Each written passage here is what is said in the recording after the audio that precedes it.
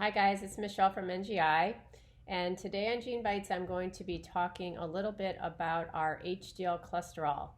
That may not sound interesting, but I promise you I'm going to tell you some things about HDL that you never knew and some things you can look at on your cholesterol panel that you might not have thought about before. So let's get started. So when you're looking at your labs, there is no upper range for HDL. They say get it as high as you can, but that's actually not correct. HDL works on a bell curve, so very low levels are just as bad as, well, very high levels are just as bad as very low levels. And we like the range to be around 55 to 70. That's kind of the sweet spot. And when you're getting up over 90, you actually see higher mortality rates. So HDL is actually considered protective because these high density lipoproteins are actually carrying the cholesterol away from the heart and the tissues back into the liver to be made into bile or excreted from the body. And then our low density lipoprotein, or LDL, is considered bad because it is carrying cholesterol from the liver back into the tissues of their heart. And when this happens, it's being used in good ways, but if you have too much of it attached to the wrong dangerous lipoproteins, or the particles are really small, then that's when you have the chance that they can get stuck in our arteries and turn into plaque. So let's say you're looking at your labs and your HDL is at the perfect level of 60, but your cholesterol and LDL are slightly elevated.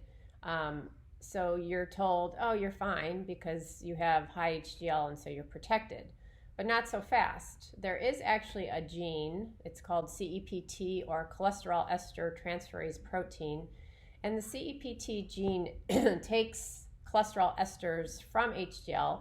It also takes triglycerides from VLDL and transfers them back and forth between different lipoproteins. This is actually called particle remodeling. The body changes it into what it needs.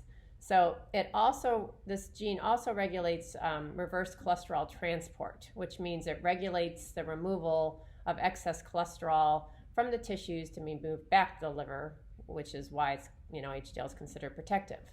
So when variations are present in this gene, it won't work as well. So its enzyme is less efficient. So if it's not working well, this actually increases your HDL, but it also can increase triglycerides. And so the HDL will appear high on your labs, but it won't be as protective as it seems.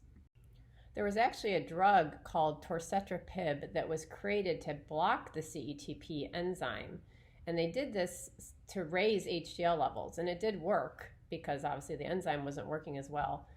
So your HDL levels increased, but your LDL levels went down. But when they studied it, they realized that doing this was providing no protective effect at all, so that it was removed from the market. So besides this gene, what are some other reasons why your HDL may appear high but not be as protective? Actually, in autoimmune process, a lot of times we'll see people with very elevated HDL levels. Usually concurrently, your triglycerides will be low. So if you see that pattern, you may want to think about testing C-reactive protein or ANA markers. Also, another thing that can elevate HDL is intense exercise. Usually this is temporary, and if someone stops doing it, it will go back down, but it can remain very elevated if someone's over-exercising a lot. Also, hypothyroidism, which obviously can also be an autoimmune issue, but the thyroid hormone actually stimulates the hepatic lipase enzyme and our CETP enzyme. So if you don't have a lot of thyroid hormone, then obviously this is decreasing the efficacy of the CETP enzyme, therefore falsely increasing HDL levels. So you might want to look at those concurrently. Insulin use can also affect our HDL levels. Insulin actually acts on the hepatic lipase enzyme, which converts our HDL2 particles to our HDL3 particles.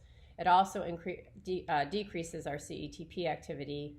Therefore, again, your HDL may go up, but it would be more of the less protective HDL particles. Sometimes this is referred to as metabolic HDL. and it does not have as good a function or efflux capacity, which is how we measure the function of HDL. Exogenous estrogen is another thing that has been shown to actually increase HDL and lower LDL, but concurrently can also increase triglycerides and your fibrinogen. So it may increase your risk for coagulation. In this case, it may not be as protective as it appears. Lastly, another thing is excessive alcohol consumption.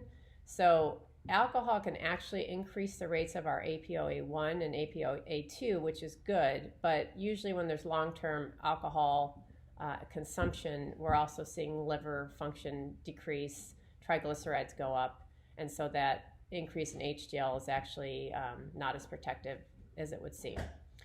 So when you are looking at your cholesterol panel, there are a lot of things to think about besides just those 3 markers that we normally look at. We need to be looking at ratios. We need to be looking at particle sizes.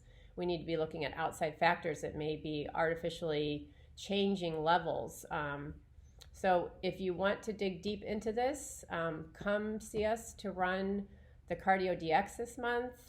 You'll look at your particle sizes. You'll be looking at all the components that may be affecting this. And if you have any questions, please put them in the comments below. And we will see you next week as we continue this series on heart health. And I look forward to seeing you. Bye.